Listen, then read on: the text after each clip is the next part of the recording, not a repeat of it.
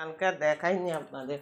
কালকে বেরিয়েছিলাম, সকালে বললাম না, বেরিয়ে বাইরে কাজ ছিল করে এসেছি। এই যে কিনে নিয়েছি, দেখাই আপনাদের। দাঁড়ান, এই যে আমার ঘটিটা কালকে কিনে এনেছি।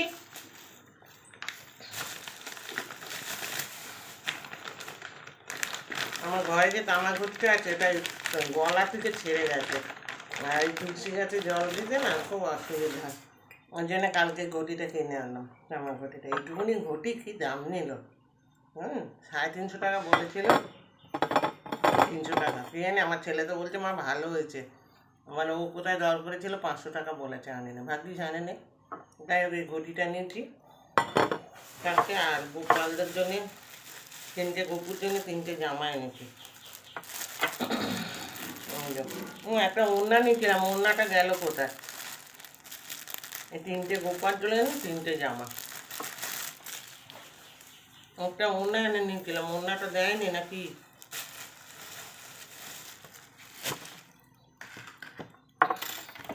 আর এই যে ছেলে কালকে অনলাইনে 4টে কপুর ধূপ কিনেছে,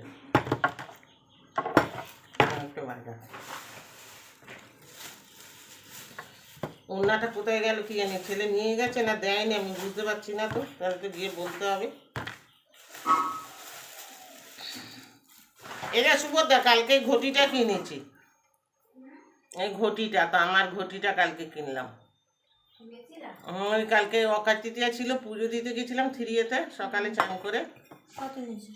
300 টাকা, 350 বলেছিল, 300 টাকা। ওই ঘটিটা তো কানাটা গলাটা ছেড়ে গেছে না, তুলসী তলায় জল দিতে অসুবিধা। বেশ ভালো হচ্ছে না, গোলগাল ভারী আছে,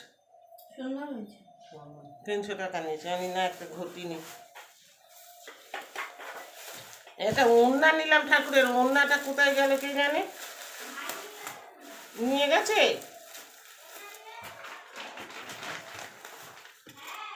আচ্ছা, তাহলে এইগুলি দিয়ে দিই ঠাকুর ঘরে, কোনো এইগুলি নেয়নি।